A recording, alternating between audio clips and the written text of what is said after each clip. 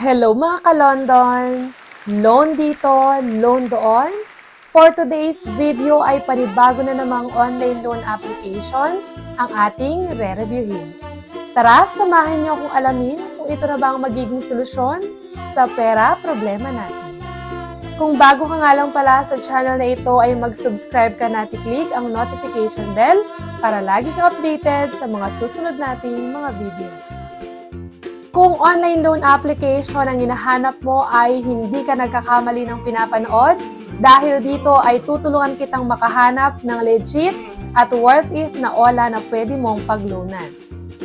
Hindi lang kita tutulungan na makahanap na legit na OLA dahil tuturuan din kita ng step-by-step procedures kung paano ba mag-loan at kung magkano na lang ba ang makukuha natin sa amount na ilo-loan natin. Marami nang naloko ang mga online loan application na ito, kaya wag mo nang hayaang maging isa ka pa sa kanila. Kaya tama ang ginagawa mo na nanonood ka ng ganitong klase ng video para at least makasiguro ka bago ka mag-loan kung legit ba talaga o makatutulong ba talaga ito sa oras ng iyong pangangailangan. At kung desidido ka na nga talagang mag-loan ngayong araw ay siguraduhin mo lang na ilimit sa 3 hanggang 5 contacts ang nasa phone book ng iyong cellphone para at least kung mag-message man yung mga agent ng OLA, ay hindi lahat masenda ng mga messages yung nasa phone book mo. At ngayong araw nga excited ko nang i-share sa inyo ang bagong online loan application na ito dahil sa tingin ko ay nandito na yung lahat ng hinahanap nyo. Dahil dito ay nag-o-offer sila ng low interest, 30 days at installment pa. At ang OLA na tinutukoy ko ay walang iba kundi ang Bene Loan. Pero syempre, bago nyo i-download ang application na ito, ay siguraduhin munang mapanood ang video hanggang dulo para at least kung hindi ito legit, ay hindi na masayang ang oras mo sa fill up ng application form. At saka syempre sa panahon ngayon, mahirap nang magtiwala at mahirap na rin magbigay ng personal information. Kaya wag na nating patagalin pa, tignan na natin kung totoo ba talaga ang mga sinasabi at ipinapangako ng online loan application na ito, i-check na natin agad yan. Itong online loan application nga pala na ito ay available sa Play Store at may 4.8 na ratings, napakataas na niyan. At kagandahan nga lang din, sa panonood mo ng ganitong klase ng review ay magkakaroon ka na talaga ng idea kung mababa ba talaga ang interest at kung magkano ba talaga ang pinapalo nila sa mga first-time user. So, hindi mo na kailangang mag-try. Ako na mismo ang magta-try para sa iyo. At dito nga sa Bene, pwede ka daw mag-loan ng up to 30,000 pesos. At nakalagay dito, we make sure your data is safe with us. And quick and safe daw ang paglo-loan dito. Fast online loan din daw. Get loan offer in just 2 minutes. So, 2 minutes lang daw is makukuha mo na yung niloan mo. And get instant money anytime. So, pagka-install ko dito kay Bene is, unang bumungad sa akin na yung kanilang privacy policy. And then, pag ikaw ay first-time user is, ang maximum lang na pwede mong ma-loan is up to 12,000 pesos. And i-click na agad natin yung instant loan app. So after nyan is, ilalagay na natin ang ating cellphone number and then, i-click lang natin yung I have read and agree with policy or yung privacy policy nila. And then click na natin agad yung next. And after natin makapag-register or makapag-login is, lalabas na agad dyan yung mga dapat nating sagutan. So dito is kailangan nating sagutan yung 5 steps. At unang-una na nga dyan ay ang identity authentication. So, dito sa identity information is, una ka nang pipili ng ID type. So, nandito yung mga pagpipilian. Pwede sa kanila ang UMID, passport, TIN, driver's license, SSS ID, postal ID, voter's ID, PRC, GSIS ID, at OWA ID or yung Overseas Workers Welfare Administration. So, pwede pala dito ang OFW. At after nga yan ay isusunod na agad ang personal information. So, sa personal information, hindi mawawala dyan ang marital status kung married or single, Education, pipili ka lang dyan kung ano yung natapos mo. Residential address, yung region, province, or city. City, municipality, and yung detailed address. So, kasama din dyan ang email address natin. Siguraduhin lang natin yung email na ibibigay natin is active at nakaka-receive ng mga messages.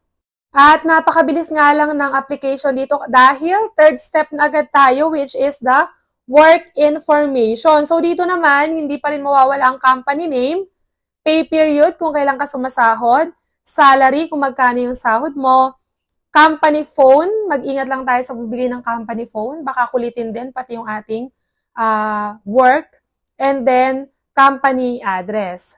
Kasama din dyan yung region kung saan nabibilang yung address ng inyong company. And then, click next na agad tayo. At next ay dito na nga tayo sa contact information. So, dito sa OLA na ito, kailangan mo magbigay ng 5 contact reference. So, dito, ilalagay mo lang yung relationship kung kaano-ano mo yung contact reference na nilagay mo or yung contact person na nilagay mo, tapos yung kanyang contact number. So, make sure lang na kapag ilalagay natin sila, ay alam nila na ginawa mo silang as contact reference sa iyong paglo-loan para at least hindi na sila magulat kung sakali mang may mag-message or tumawag sa kanila. At pagkatapos nyan is facial recognition na tayo. Dito sa may additional is mag-upload lang tayo ng picture natin tapos yung front na picture ng ating ID. So, pipicturean yung harap ng ating ID. So, next ay makikita mo na dyan ang kanilang product list. At dito ay may nakalagay na Bene A, B, C, and D. Pero pare-pareho lang yung kanyang amount na nagre-range ng mula 3,500 up to 15,000 pesos. So, applyan na natin si Bene A. At dito nga ay binigyan tayo ng credit limit na 3,500 pesos. At ang kanyang loan length is 30 days. At ang marireceive mo lang na amount is 2,450 pesos kasi meron siyang total fee na 1,050 pesos. Ngayon, dun sa first installment, kasi magbabayad ka ng 3 beses. So, 3 installment ang ibibigay nila sa iyo. Sa unang installment ay magbabayad ka na agad ng 2,800 pesos. Sa pangalawang installment naman at sa pangatlong installment ay magbabayad ka ng tag 350 pesos. At yung 3 installment na yon is meron siyang pagitan na tag 10 days. Kaya totoo naman talaga na 30 days yung kanyang loan term or yung loan length niya. So kung ikaw, okay na sa iyo yung 2,450 pesos na makukuha mo dun sa 3,500 pesos at willing kang magbayad agad ng 2,800 pesos sa first na pagbabayad pa lang is pwede mo na rin itry itong online loan application na ito. So, nakita naman natin yung details ng loan. So, kayo nang magdidesisyon kung itutuloy nyo pa ba o hindi na ang paglo-loan sa OLA na ito. Pero, syempre, kahit nakita na natin yan ay tinignan pa rin natin at chinek pa rin natin yung ibang mga reviews ng mga taong nakapag-try na dito sa Bene loan na ito. And upon checking yung mga review ng mga nakapag-try na dito sa loan application na ito is marami-rami din naman yung mga good reviews. So, basahin natin yung iba. Didn't expect that applying for installment payment is so simple. It's beyond my imagination. It's more convenient than going to the bank for installment payment. I didn't expect that installment payment is so good. Borrowing money, credit card loan, quick loan, fast credit card withdrawal, important credit is better. I didn't expect that installment payment is so good. So sabi pa ng isa dito, I recently tried out several apps and I'm genuinely impressed with their functionality and user-friendly interfaces. So dalawa na agad yung positive na nabasa natin. At eto pa, the speed of borrowing money is the best among those I know. I like the convenient, fast, and easy-to-use loan platform. And then, last, dito sa kanyang nabasa ko pang good review is, this is a very good mobile loan software.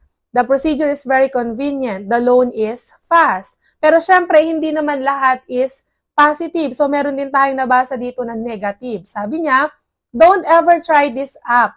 Though you will pay, they will keep sending you harassing messages. The payment contract is supposedly 1 month, but they will keep on sending harassing statements to and uses your personal information that they said is strictly confidential. So, yon. Marami tayong nabasang comment ngayon. Mostly is positive, pero syempre meron ding negative. So, nasa sa inyo pa rin talaga yung desisyon kung itutuloy at pagtitiwalaan nyo itong online loan application na ito. Hanggang dito na lang ngayong araw ang ating review. Hanggang sa muli mga ka-London. Bye-bye!